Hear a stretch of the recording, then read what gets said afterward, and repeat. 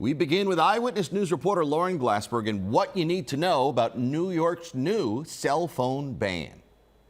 Well, people may not realize it now. This is going to be transformational for our children and their ability to actually start learning again in school. When Governor Kathy Hochul signed the 2026 state budget into law on May 9th, she also enacted a new law that bans K-12 students from using cell phones in school. You have to ask the question, why was this allowed for over a decade in the first place?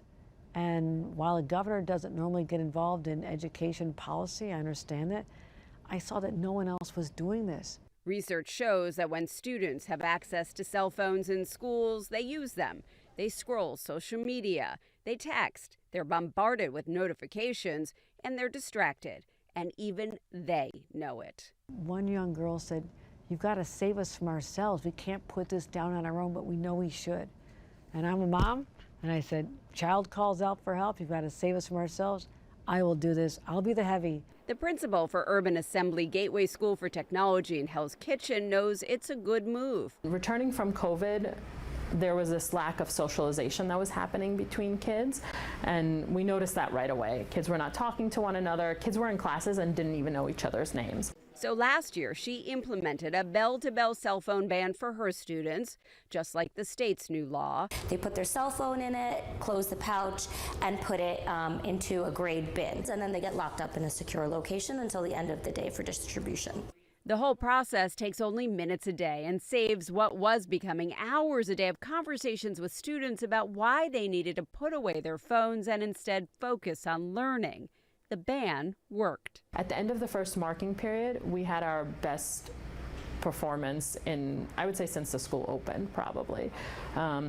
The GPA of kids was much higher, passing rates were much higher. She also says there was better attendance among seniors, swifter resolution of conflicts, and a lot more joy in socializing during lunch and in the hallways. Those are all big wins, and not just for the educators. When the phones were just taken off, everybody were talking with each other, making new connections, making new friendships. You're gonna like it eventually, actually. I mean, at least for me, I loved it now.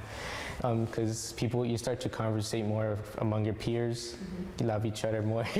Daniel admits he was initially nervous to be without his phone, a typical reaction, according to the New York City schools chancellor, who believes the ban will be a success. Because more than half of our schools have already done this, I'm confident that we're going to be fine. Melissa Aviles Ramos says family members will have a direct line to their children's school if they have an emergency, and that's in accordance with the law.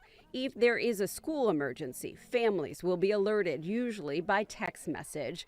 If a student hangs on to their cell phone, the chancellor says they'll be met with progressive discipline. I would never want to see a young person be suspended because they're carrying a phone with them, right? Like, we need to get to the root of that problem. 35 states have now passed a ban to limit cell phones or prevent them entirely in schools. Do you think a national ban should be in place? Oh, absolutely. I think this should come out of Washington. It'll make it a lot easier. Again, it was hard to do this. And I think a national ban would make a lot of sense. I mean, show that we're prioritizing our children in this country and getting them ready to compete in the global workplace. Because doing less of this and more of this will give students a better chance of success, not just in school, but in life. Blame me if you're not happy, but I know at the end of the day, this is going to be a profound change for all the students in the state of New York. And Eyewitness News reporter Lauren Glassberg is live from Hell's Kitchen in Manhattan. And Lauren, a lot to consider when you're talking about locking up phones. So what about older students who are leaving early or leaving the grounds for lunch? Right. Well, if a student is leaving early, let's say for a doctor's appointment, or maybe they're not feeling well and they're going home for the day, the school is required to return the phone to the student. All right, Lauren, thank you.